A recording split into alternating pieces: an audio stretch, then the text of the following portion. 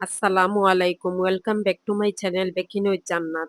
আজকে আমি আপনাদের সাথে শেয়ার করব অসম্ভব মজাদার প্লাস বিভিন্ন কালারফুল ক্রিম দিয়ে এই চকলেট মাফিন কাপকেকের উপরে কিভাবে আপনারা বিভিন্ন নজেল দিয়ে প্লাস বিভিন্নভাবে ডেকোরেশনটা করতে পারবেন। তার এ টু জেড এই ভিডিওর মাধ্যমে আপনাদের সাথে শেয়ার করব। শুধু এই অসম্ভব সুন্দর কালারফুল কেকের ডেকোরেশনগুলো শেয়ার করব না, তার পাশাপাশি শেয়ার করব চকলেট মাফিন কাপকেকের রেসিপিটাও।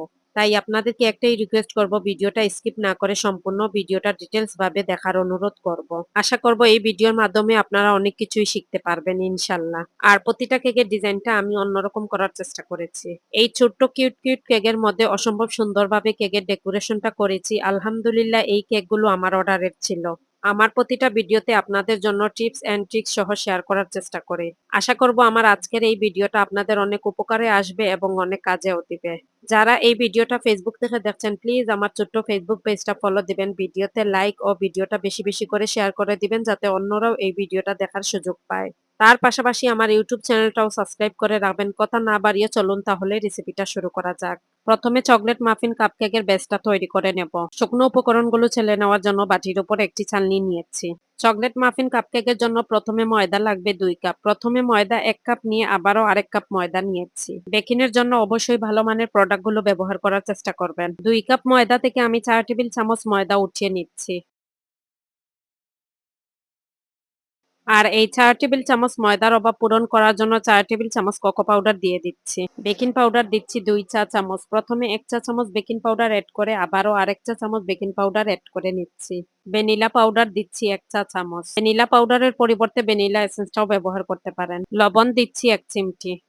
শুকনো উপকরণগুলো ছেলে নিচ্ছি। আপনারা অবশ্যই 2 থেকে 3 বারে শুকনো উপকরণগুলো ছেলে নিবেন। অফ ক্যামেরায় আমি আরো 2 বার শুকনো উপকরণগুলো ছেলে নিয়েছি। একটি হ্যান্ড উইক্সের সাহায্যে খুব ভালো করে শুকনো উপকরণগুলো মিক্স করে নিচ্ছি। শুকনো উপকরণগুলো মিক্স করা হয়ে গেলে ডেকে একটা সাইডে রেখে দেব। চকলেট মাফিন কাপকেকের জন্য রুম টেম্পারেচারে থাকা 6টি ডিম নিয়েছি। শুকনো একটি মিক্সিং বলে ডিমের সাদা অংশ প্লাস কুসুম একসাথেই নিয়েছি। একটি ইলেকট্রিক বিটার দিয়ে ডিমের সাদা অংশ প্লাস কুসুম একসাথেই বিট করে নিচ্ছি অল্প কিছুক্ষণের জন্য। অল্প কিছুক্ষণ বিট করে নেওয়ার পর বিটারটা অফ করে দিয়ে চিনিটা এড করে নিচ্ছি।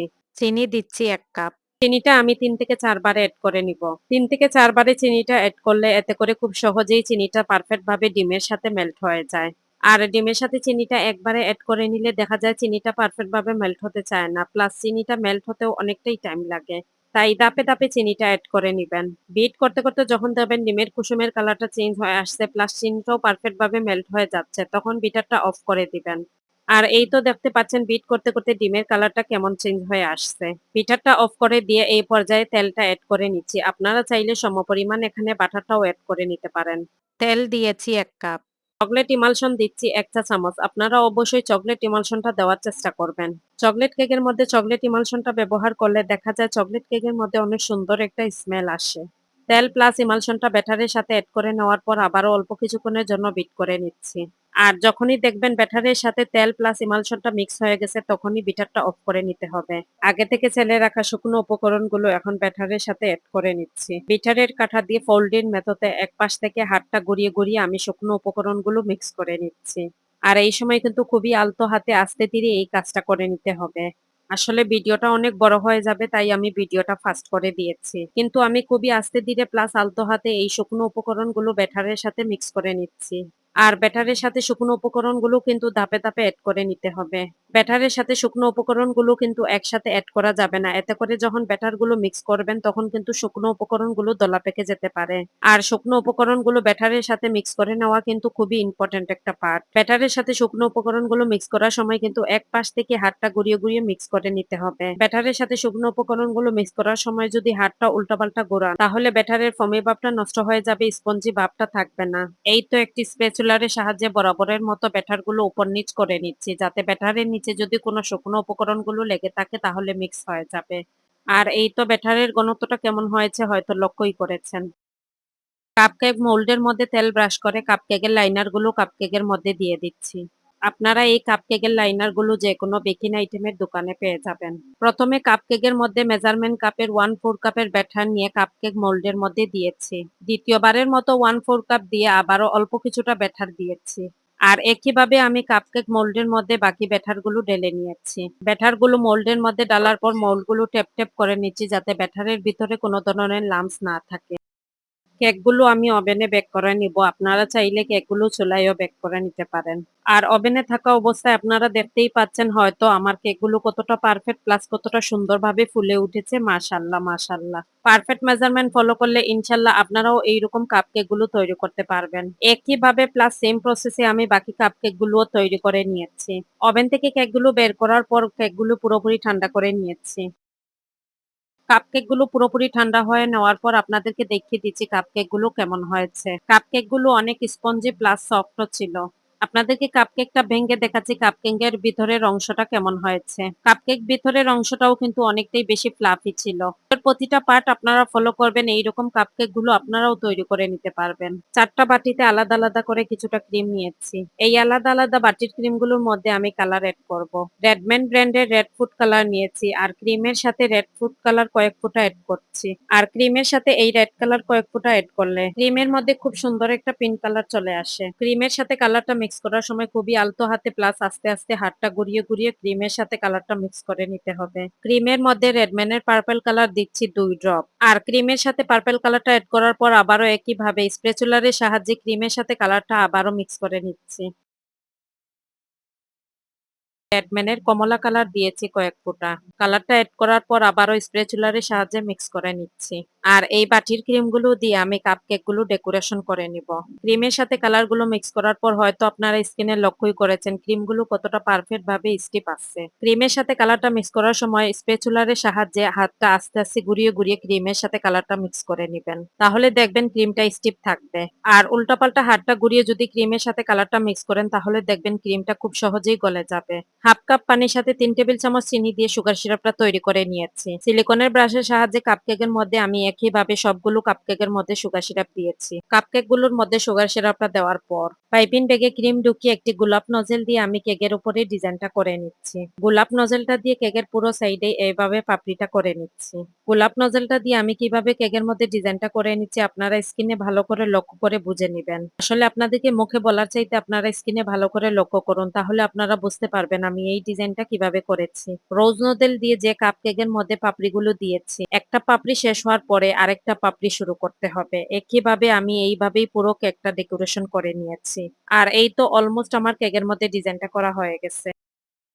কাপকেকের মধ্যে 6B নজেল দিয়ে ছোট্ট একটি ফুল দিয়েছি। 6B নজেল দিয়ে যে ফুলটা করেছি এই ফুলটার উপরে গোলাপের কলিটা দিয়েছি। গোলাপের কলিটা করার পর চারপাশে গোলাপের পাপড়িটা দিয়ে দিচ্ছি। গোলাপের একটা পাপড়ি দেওয়ার পর ওই অপর পাপড়ির ঠিক মাঝখান থেকে আরেকটা পাপড়ি শুরু করতে হয়। আসলে অনেকেই কাপকেকের মধ্যে গোলাপটা তৈরি করতে পারে না। আপনারা যদি কয়েকবার প্র্যাকটিস করেন তাহলে দেখবেন পারফেক্ট একটি গোলাপ আপনারাও তৈরি করে নিতে পারবেন।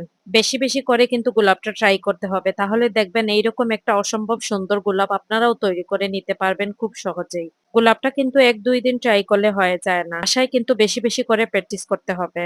আসলে এই কাপকেকের মধ্যে আমি গোলাপটা তৈরি করার পর এতটা সুন্দর হয়েছিল কাপকেকের মধ্যে এই গোলাপটা মনে হচ্ছিল একদম রিয়েল গোলাপ। আর এই ছোট্ট কাপকেকের মধ্যে এত সুন্দর করে ফুলটা তৈরি করার পর সত্যিই অসাধারণ লাগছিল। আপনাদের সাথে কথা বলতে বলতে অলরেডি আমার কাপকেকের মধ্যে গোলাপটা তৈরি করা হয়ে গেছে। আর এই তো আরো একটি কাপকেকের মধ্যে অন্য একটি নজেল দিয়ে ডিজাইনটা করে নিচ্ছি। ডিজাইনটা আমি কিভাবে করে নিচ্ছি আপনারা খুব ভালো করে স্ক্রিনে লক্ষ্য করুন তাহলেই বুঝতে পারবেন। আর এই নজেলটার কোনো নাম্বার ছিল না তাই আর আপনাদেরকে নজেলের নাম্বারটা বলতে পারলাম না।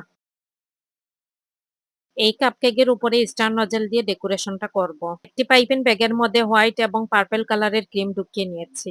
দুইটা কালার একই পাইপিং ব্যাগে নেওয়ার কারণে তাই ডিজাইনটা দুইটা কালারের হচ্ছে। আর আমি ডিজাইনটা কিভাবে করছি হয়তো আপনারা খুব ভালো করেই বুঝতে পারছেন। আসলে ভিডিওটা যদি মনোযোগ দিয়ে দেখেন তাহলে খুব ভালো করেই আপনারা বুঝতে পারবেন আমি কেকের উপরে ডিজাইনটা কিভাবে করে নিচ্ছি। দুইটা কালার কম্বিনেশন একত্রে হওয়ার কারণে ডিজাইনটা জাস্ট অসাধারণ লাগছে। আর এই তো আরেকটা কেকও আমার ডেকোরেশন করা প্রায় কমপ্লিট হয়ে গেছে। কেকের ফাঁকা জায়গায় হোয়াইট কালার ক্রিম দিয়েছি এতে করে ডিজাইনটা আরো বেশি ফুটে উঠেছে। পাইপিং ব্যাগে পিঙ্ক কালার ক্রিম ঢুকিয়ে বড় সাইজের স্টার নজেল দিয়ে ডেকোরেশনটা করে নিচ্ছি কেকের মধ্যে।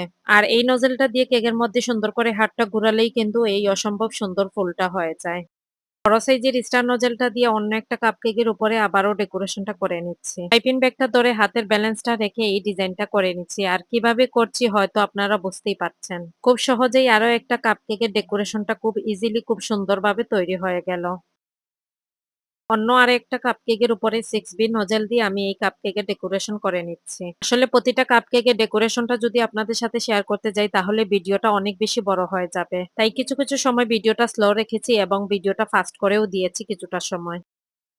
আর এই তো আরো একটা কেকের উপরে লিপ নজেল দিয়ে ডিজাইনটা করে নিচ্ছি। স্ক্রিনে যে দেখতে পাচ্ছেন আপনারা লিপ নজেল দিয়ে আমি কেকের মধ্যে ডিজাইনটা করছি। এই ডিজাইনটা করার সময় আমি ভিডিওটা আপনাদের সাথে পুরো শেয়ার করিনি কারণ ভিডিওটা আমি কেটে আপনাদের সাথে শেয়ার করেছি। আশা করি ভিডিওটা দেখে হয়তো বুঝতে পারবেন কিভাবে ডিজাইনটা করা হয়েছে। আসলে ভিডিওটা অনেক বড় হয়ে যাবে তাই ভিডিওর মধ্যে যেহেতু আমি কাপকেকের মধ্যে গোলাপটা তৈরি করা আপনাদের সাথে শেয়ার করেছি। ভিডিওর মধ্যে যে কাপকেকগুলো ডিজাইন দেখাইনি কারণ এগুলো বেসিক ডিজাইন আপনারা সবাই কম বেশি পারবেন। আর ভিডিওটাও কিন্তু অলরেডি অনেক বেশি বড় হয়ে গেছে তাই আমি আর ওই কাপকেকগুলো ডিজাইনটা আপনাদের সাথে শেয়ার করিনি। যে ডিজাইনগুলো আপনাদের সাথে শেয়ার করেছি ওই ডিজাইনগুলো আমার কাছে মনে হয়েছে আপনারা কিছুটা হলেও আমার ডিজাইনগুলো দেখে উপকৃত হবেন। তাই এই ডিজাইনগুলো আপনাদের সাথে শেয়ার করেছি। আর প্রতিটা কাপকেকের ডিজাইন আপনাদের কাছে কেমন লেগেছে অবশ্যই আমাকে কমেন্ট করে জানাবেন। আলহামদুলিল্লাহ এই কাপকেকগুলো আমার অর্ডারে ছিল আর কাপকেকের মধ্যে প্রতিটা ডিজাইন কিন্তু কাস্টমার খুব বেশি পছন্দ করেছেন। আমার ভিডিওটা থেকে যদি আপনারা কিছুটা হলেও উপকৃত হন তাহলে প্লিজ আমার ছোট্ট ফেসবুক পেজটা ফলো দিবেন, ভিডিওতে লাইক ও ভিডিওটা বেশি করে শেয়ার করে দিবেন যাতে অন্যরাও এই ভিডিওটা দেখার সুযোগ পায়। তার পাশাপাশি যদি ইউটিউব থেকে এই ভিডিওটা দেখে থাকেন তাহলে প্লিজ আমার ইউটিউব চ্যানেলটা সাবস্ক্রাইব করবেন এবং আমার সাথেই থাকবেন। আজকের মতো এখানেই বিদায় নিচ্ছি। আল্লাহ হাফেজ।